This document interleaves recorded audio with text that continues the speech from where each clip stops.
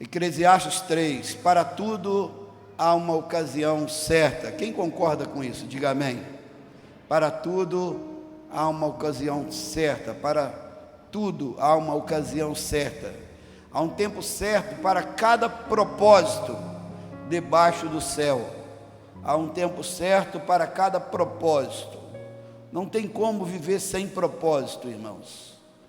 E há um tempo certo para cada propósito debaixo do céu.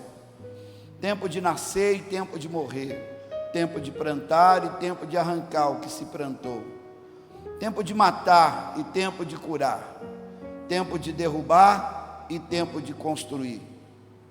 Tempo de chorar e tempo de rir. Tempo de prantear e tempo de dançar. Tempo de espalhar pedras e tempo de ajuntá-las. Tempo de abraçar e tempo de conter. Tempo de procurar e tempo de desistir. Tempo de guardar e tempo de jogar fora. Tempo de rasgar e tempo de costurar. Tempo de calar e tempo de falar. Tempo de amar e tempo de odiar. Tempo de lutar e tempo de viver em paz. O que ganha o trabalhador com todo o seu esforço? Tenho visto o fardo que Deus impôs aos homens. Ele fez tudo apropriado ao seu tempo. Também pôs no coração do homem o anseio pela eternidade. Mesmo assim, ele não consegue compreender interinamente ou inteiramente o que Deus fez.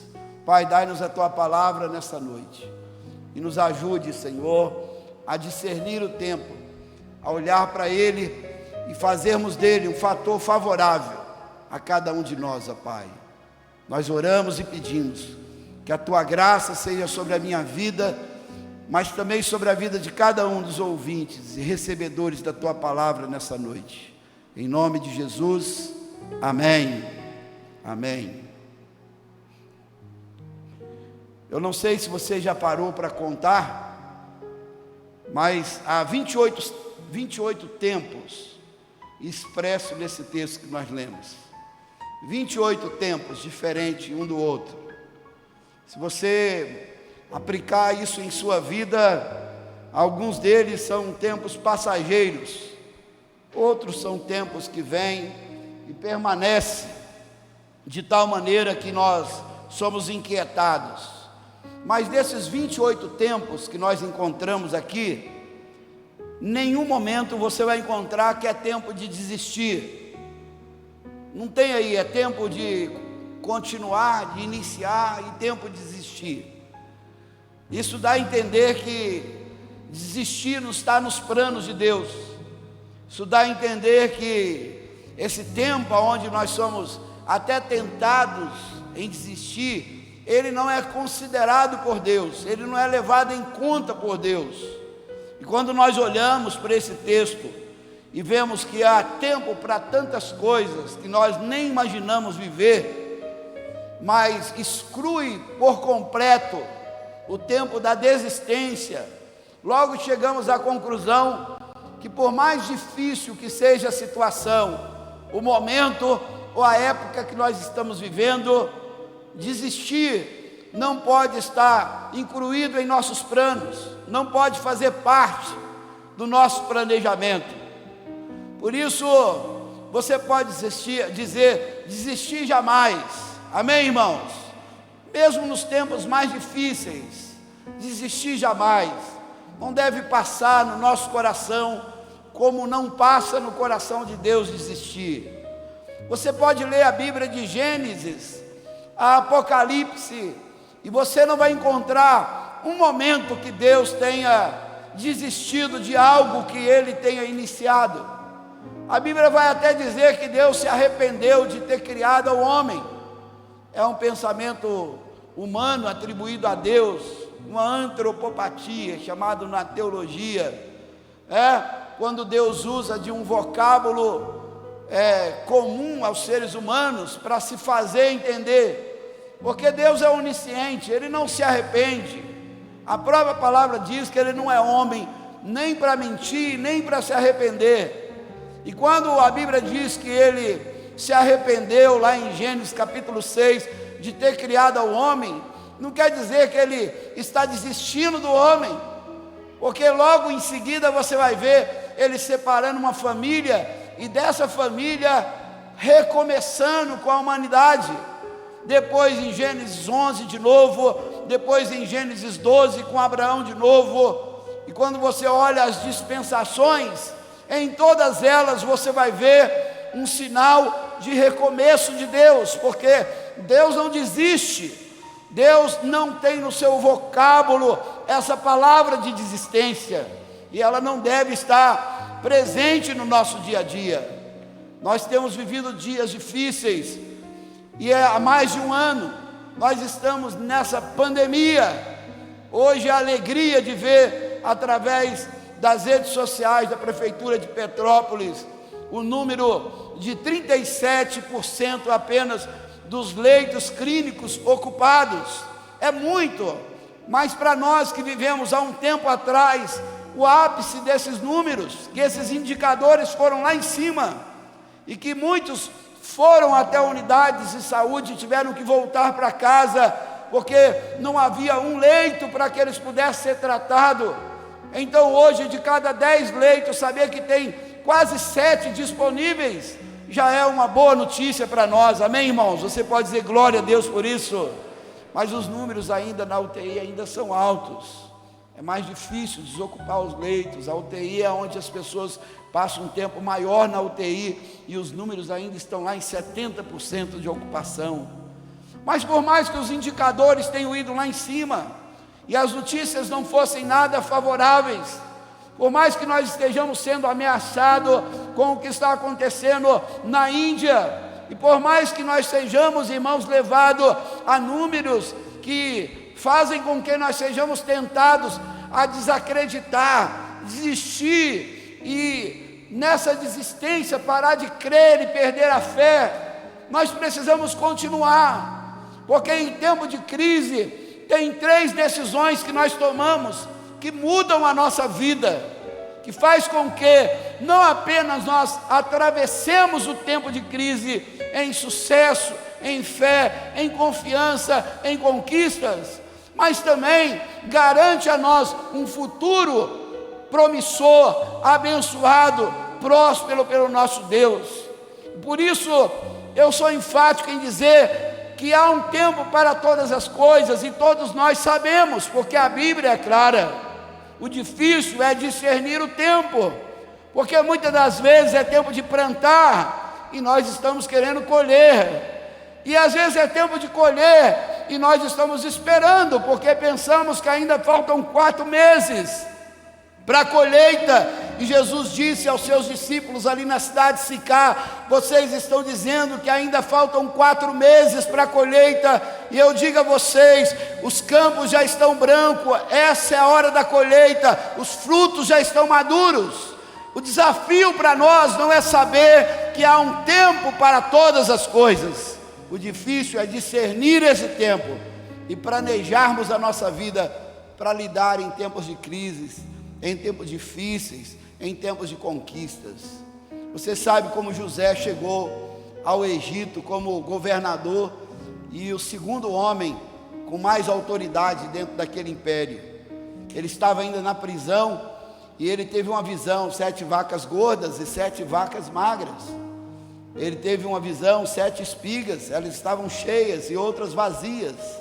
Ele contou essa visão ao copeiro, e esse sonho chegou no coração de Faraó. E quando chegou, a pergunta de Faraó foi: quem é que pode interpretar esse sonho? Quem pode discernir esse sonho? E aí então disse: tem um jovem lá na prisão que ele pode trazer o significado, o discernimento desse sonho. Então traga ele até a mim. Lá vai José, e José sabe discernir o tempo. Olha, Faraó, o sonho é o seguinte: as 7 vacas gordas será um tempo de fartura, de prosperidade sobre a face da terra. Vai ser um tempo onde os celeiros terão cheio, o campo vai produzir muito cereal. Mas depois desse tempo virá um tempo de sequidão, de escassez.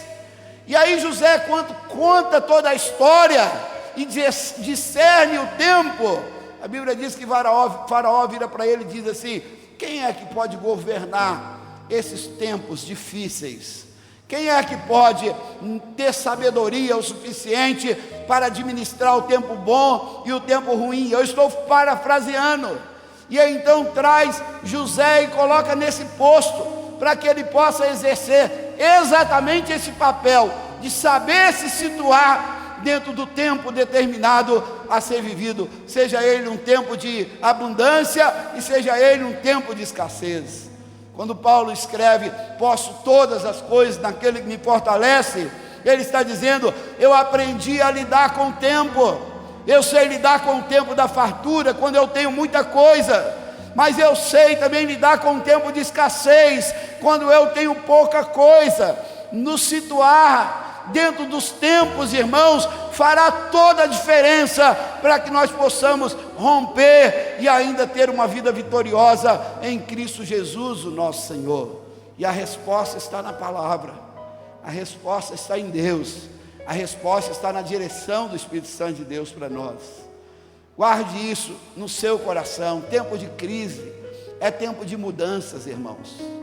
É a primeira coisa que nós precisamos saber sobre tempo de escassez, sobre tempo de pandemia, sobre tempo de crise, sobre esse tempo onde as nações estão sendo abaladas. É tempo de mudança, é tempo de reposicionar, é tempo de nós nos recolocarmos dentro da situação. Quer ver uma coisa, irmãos? Em tempo de crise nós não podemos continuar gastando como nós vínhamos gastando antes. É tempo de mudar os nossos hábitos, acostumarmos com uma vida mais simples. Em tempo de crise, não é tempo de nós continuarmos com os mesmos métodos, as mesmas práticas, os mesmos costumes. Se alguém dissesse para você há 2 anos atrás, que no dia de hoje você estaria aqui de máscara, e poderia correr um risco de uma infecção, que para não acontecer isso, você precisava passar álcool em gel, teria alguém medindo a sua temperatura na porta da igreja, você talvez teria dificuldade de acreditar, mas veio a pandemia e nos empurrou para essa situação. Goste você da máscara ou não, você precisa usá-la. Gosta você de alguém medindo a sua temperatura ou não, você precisa ser medido na sua temperatura. Porque tempo de crise é tempo de mudanças. Mudanças, irmãos, são como tempestades.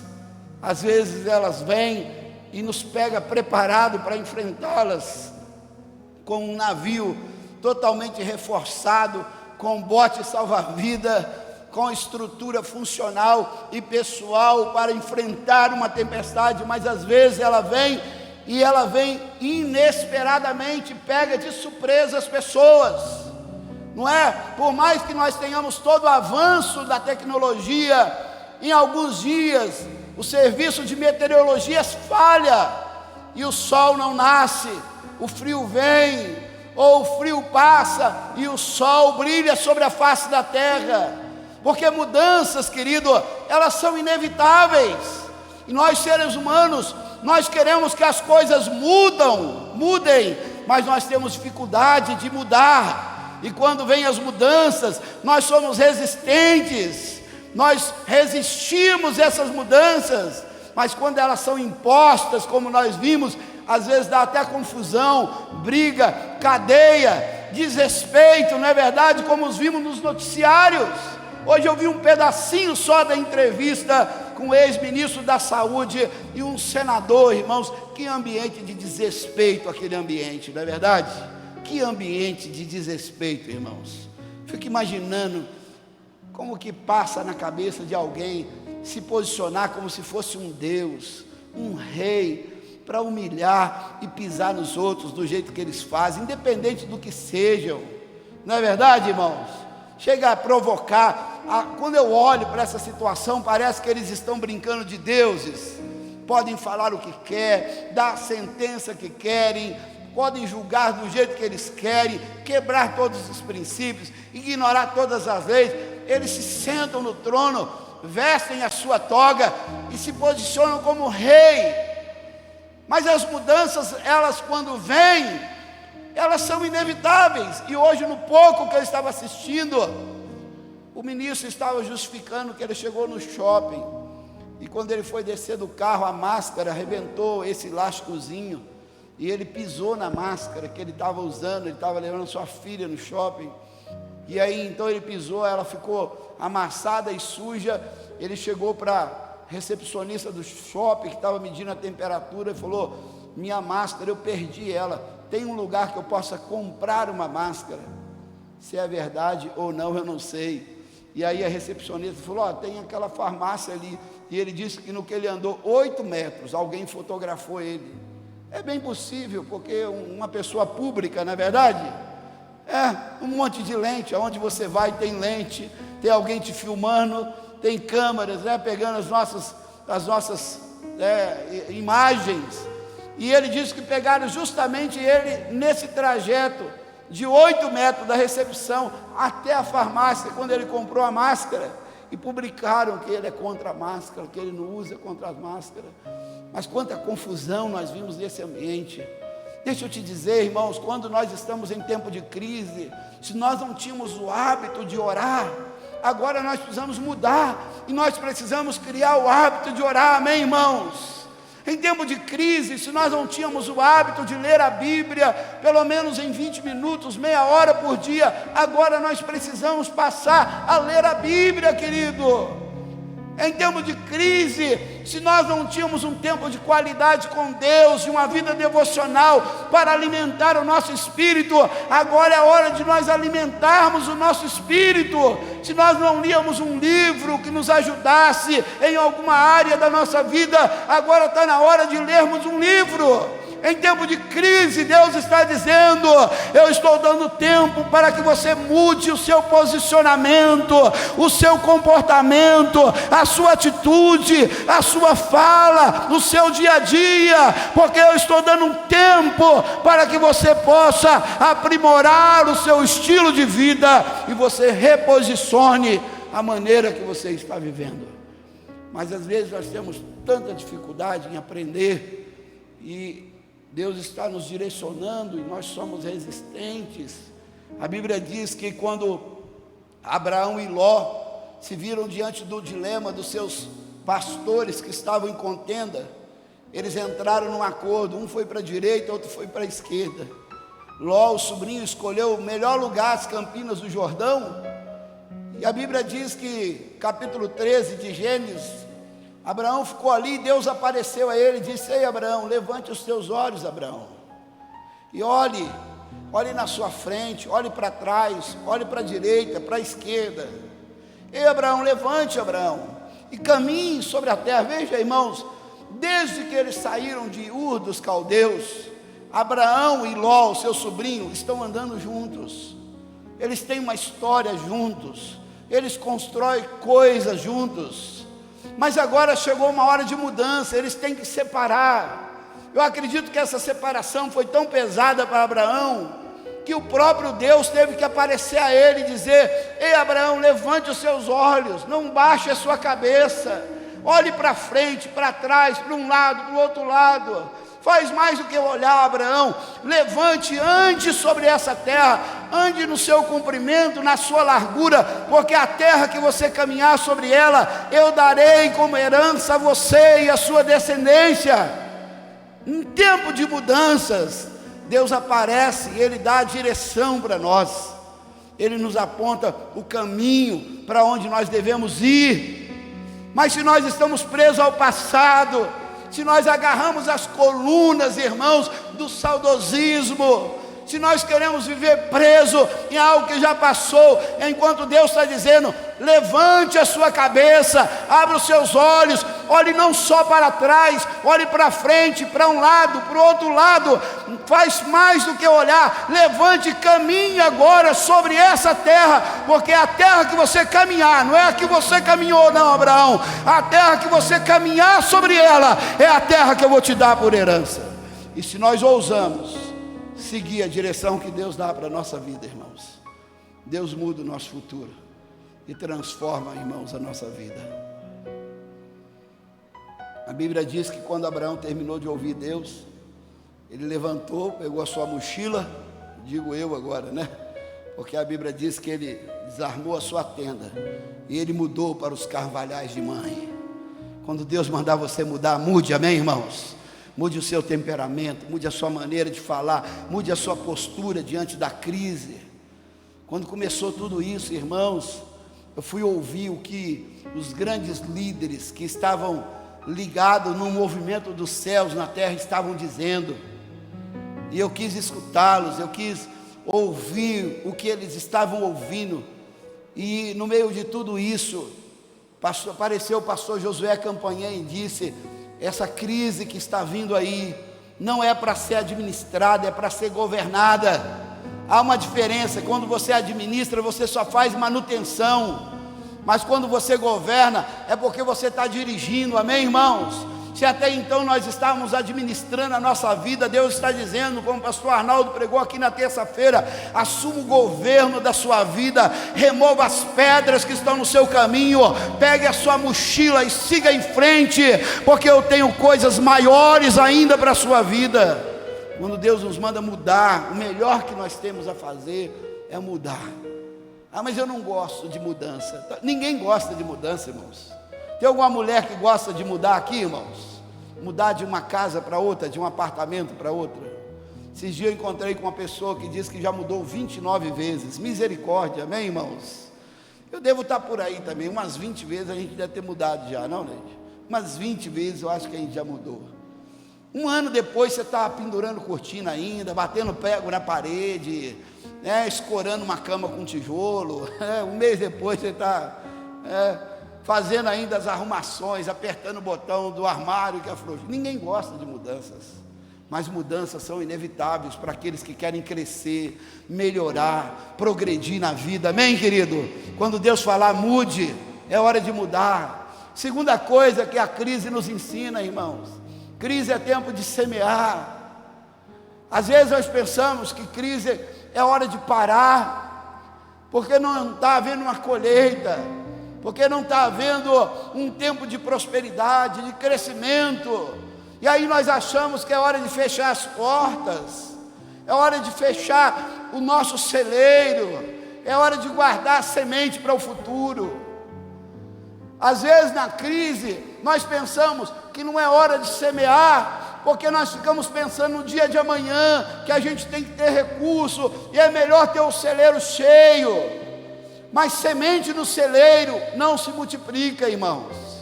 Isso é um fato. Semente no celeiro é só mais uma semente, mas semente lançada na terra, ela se transforma em uma árvore que produz muitos frutos, que dão mais e muito mais sementes do que um dia ela foi. Você crê nisso, querido? Então, tempo de crise é tempo de semear. Sabe quantas sementes, irmãos, dá uma mão? Em torno de 400 sementes. Aí você pega uma dessas sementes e lança na terra, aí ela cresce. Quantos mamãos dá um pé de mamão, irmãos? Vamos supor aí uma média de 10, dá um, depois dá outro. Agora 10 mamãos vezes 400, dá quanto? 4.000 sementes. De uma semente, você colhe 4.000 sementes que foram geradas por aquilo que você ousou plantar, por aquilo que você ousou semear. No reino de Deus, o princípio para você colher é a semeadura. Mas no mundo natural não é assim também. No mundo natural, se você quiser ter uma colheita de milho, você tem que plantar. Se você quiser ter uma colheita de feijão, você tem que lançar o feijão sobre a terra. No reino natural é assim, e no mundo espiritual não é diferente. Às vezes nós pensamos que no tempo de crise é tempo de nós nos recolhermos em casa, é tempo de nós pararmos, estagnarmos. Irmãos, você sabe quantas pessoas morreram espiritualmente nessa crise? Você consegue imaginar quantas pessoas estão fracas em casa, entregues e amarrados pelo pecado, porque não conseguem se libertar daquilo que cercaram eles nesse tempo, porque eles acharam que o ficar em casa era a melhor coisa. E aí, em detrimento do ficar em casa, não fizeram nada. Você mesmo em casa, você pode edificar a sua fé, amém, irmãos? Ontem nós estávamos conversando, e dentro do carro alguém estava com a gente e disse que uma pessoa, foi dentro do carro, Jorge estava com a gente, alguém estava contando que uma pessoa que está perdendo a visão, leu a Bíblia 10 vezes já. Quem foi, Jorge? Estava contando. O Reginaldo estava contando que uma pessoa conhecida ou parente dele, ele já leu a Bíblia 10 vezes, ele está perdendo a visão. Ele disse agora que por último, essa pessoa enxergava só 2 linhas da Bíblia. Então assim, você olha e vê o texto todo, né? Você consegue ver todas as linhas, ele estava vendo só 2 linhas. Então ele tinha que ler 2 e descendo, veja a dificuldade que é. Mas ele leu a Bíblia 10 vezes. Em tempo de crise, querido, você tem que semear, amém, querido? Você tem que desenvolver a sua habilidade de plantar, que para você colha. Nós ficamos 40 dias sem cultos e celebrações nessa igreja, irmãos, mas nós não ficamos sem semear. Nós fomos para as ruas, nós fomos para a frente dos hospitais, nós fomos para as casas, nós fomos até no cemitério semear naquele lugar, amém, irmãos? Quando passou os 40 dias de jejum e oração, nós só semeando, jogando semente na terra. Às vezes era lágrima, às vezes era grito de desespero, às vezes era trabalho intenso. Quando passou os 40 dias, vieram os frutos. E nós vimos, irmãos, as pessoas se renovarem nas suas fé, se fortalecerem na sua espiritualidade. Nós vimos e sentimos a vida da igreja correr e fluir entre nós. Mas aqueles que escolheram não semear, porque era um tempo de crise, eles tiveram dificuldade. É nessa crise que Deus chamou o seu povo a semear com alegria, porque aquele que leva a preciosa semente, andando e chorando, ele voltará com os seus molhos, com a sua vitória, com os seus feixes. Você crê na palavra de Deus, irmãos? Tempo de choro e de lágrima são tempos de crise, mas se você ousa nesse tempo de crise levar essa preciosa semente e semear, você vai voltar com as suas vitórias, com as suas conquistas. Então, tempo de crise é tempo de semear. Na crise Deus nos deu, irmão, as redes sociais. Hoje tivemos problema na internet e não estamos transmitindo o nosso culto. Sabe quantas pessoas hoje não estão assistindo o culto em casa, irmãos? Mas isso nós não tínhamos há 2 anos atrás. Deus nos deu na pandemia. Ele nos deu as contas no YouTube, no Instagram. Eu faço uma live todo dia, 7h15 da manhã. Vai lá, 7h15, todo dia eu estou lá, estou falando sobre família. Amanhã eu vou falar sobre fundamentos, vou falar sobre paredes. Eu estou falando sobre aquela musiquinha de Vinícius de Moraes. Era uma casa muito engraçada. Não tinha teto, não tinha nada. Ninguém podia entrar nela não, porque essa casa não tinha chão. Ninguém podia brincar na rede, porque a casa não tinha parede. Ninguém podia fazer pipi, porque pinico não tinha ali. Uma música. E aí depois no final vai dar o endereço dessa casa. Rua dos Bobos, número 0. Quem é que constrói uma casa? Na Rua dos Bobos, irmão. Só pode ser um bobo. Onde você mora? Na Rua dos Bobos. Então você é um bobo, mora nessa rua? E por mais, minha casa ainda é 0, ela não existe, amém? 0 não existe. Essa casa não existe, é uma casa de tolo. E eu estou falando sobre ela, já falei sobre teto, uma casa sem cobertura, ela está vulnerável a todas as variações de tempo, chuva, sol, poeira. Ela não tem teto, tudo que vem atinge essa casa, tudo que vem atinge essa família. Toda seta inflamada, toda besteira, toda filosofia vã, todo pensamento humano, toda maldição, não tem teto. Essa casa não tem para-raio, irmãos. Ela não tem uma cobertura, ela está descoberta. Quem é que constrói uma casa e não põe cobertura nela? Vinícius de Moraes diz que tem uma casa assim. E por mais que você não acredite, tem um monte de gente construindo uma casa assim, irmãos. Descoberta. Tudo que entra dentro dela, pela televisão, pelo vizinho, todos os lixos vão sendo entulhados dentro dessa casa. E quando você olha para ela, não tem paz, não tem felicidade, não tem alegria, porque não tinha cobertura, não tinha proteção. Falei sobre fundamentos, não tinha, ninguém podia entrar nela não, porque não tinha chão.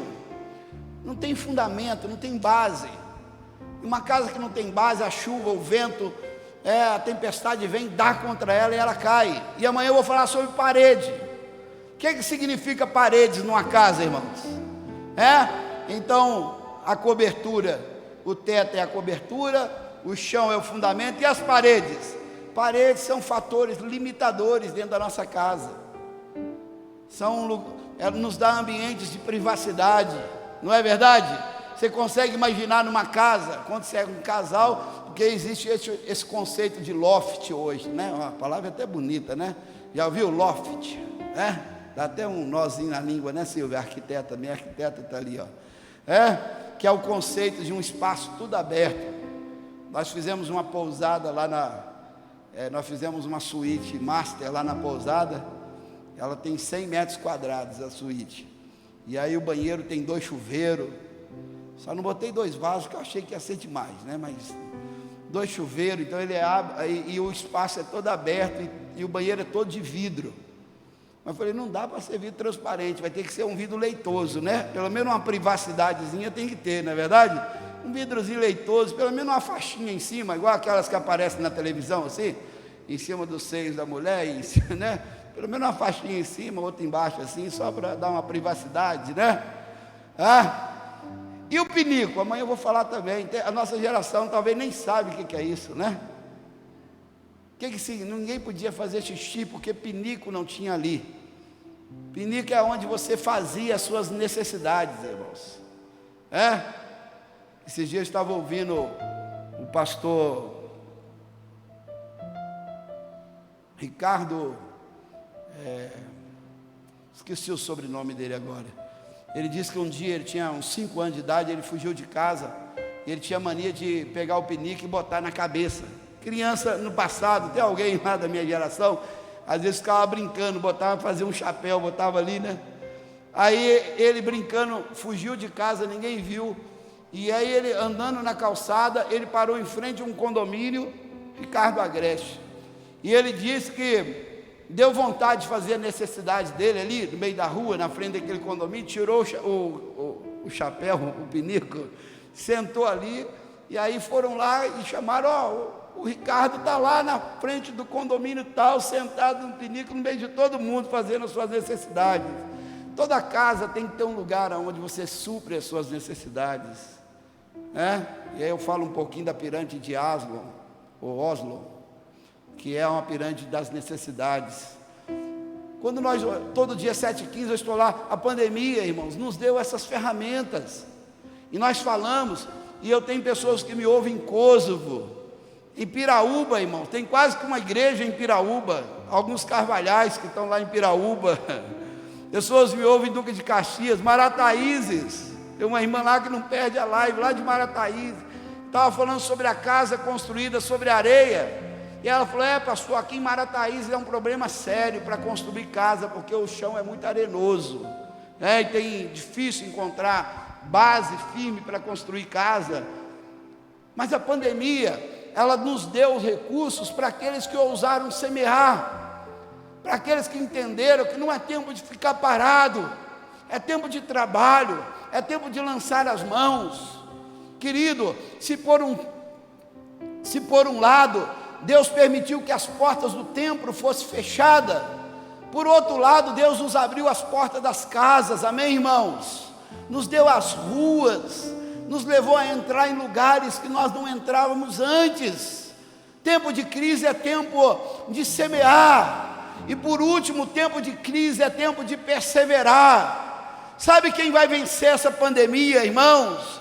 É aqueles que não desistiram, são aqueles que perseveraram, são aqueles que discerniram o tempo. Essa pandemia está durando 1 ano e 2 meses, 1 ano e 3 meses, mas a Bíblia diz que o choro pode até durar uma noite inteira, mas a alegria ela vem pela manhã. E aqueles que perseveram sobre a palavra de Deus, eles veem não apenas a noite escura, mas eles veem também o brilho do sol pela manhã, que cobre a sua cabeça e traz vida sobre cada um deles.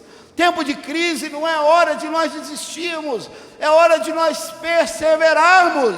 Uma das palavras que nós ganhamos da psicologia nos últimos anos é a resiliência. O que é a resiliência? É o poder de ser amassado, mas depois se recuperar, resistir à pressão, o amasso e voltar à condição natural. É aquela palmeira que o vento vem e dobra ela todinha, mas ela não quebra, porque ela tem raízes profundas, e não é qualquer tempestade que a vence. Quem vai vencer essa crise, meu irmão, é aqueles que acreditaram que essa crise vai passar, já está com tempo determinado por Deus, porque se Deus diz que tem hora de derrubar, então tem hora de construir também. Essa crise já tem hora e dia marcado para ela passar. Você acredita nisso, irmãos? Não cabe a nós conhecer os tempos de Jesus, mas lá no céu já está escrito. Eu não sei se é dia 10 de outubro de 2021, eu não sei se é dia 2 de junho de 2021, eu quero que seja o mais rápido, mas enquanto não vem, querido, eu vou mudar, eu vou me reposicionar, eu vou semear, e eu vou aguardar esse dia chegar, e quando chegar, eu e você vamos estar lá, para dizer, foi difícil, mas a vitória foi nossa, em nome do Senhor Jesus Cristo. Tivemos perdas, sofremos, muitas pessoas morreram, mas Deus nos conservou livres, intactos. Deus nos conservou em pé, fortalecidos, e agora que a crise passou, eu estou aqui para dar glória a Deus e aleluia, porque Ele me sustentou no deserto, na crise. Não é hora de desistir, irmãos. Quantas pessoas às vezes desistem quando estão às portas da conquista, não é verdade? Quando a hora da vitória está chegando. Eu conheci uma história de um alpinista que, escalando essas montanhas, ele caiu num desfiladeiro e rolou para um abismo muito escuro, e ele conseguiu, no meio dessa queda, se agarrar a um dos galhos e ficar preso a ela, mas era muito escuro. E ele começou a clamar: Deus, me ajude, me salve, não permita que eu morra. E ele, agarrado àquele tronco, ele escutou uma voz: solte a árvore. E aí ele, com medo no coração, não soltou, ficou agarrado, muito frio, a noite inteira escura. Quando foi pela manhã, encontraram ele a 2 metros do chão, agarrado, morto, agarrado em um galho, porque não conseguiu ouvir a voz do seu coração e não perseverou até o fim.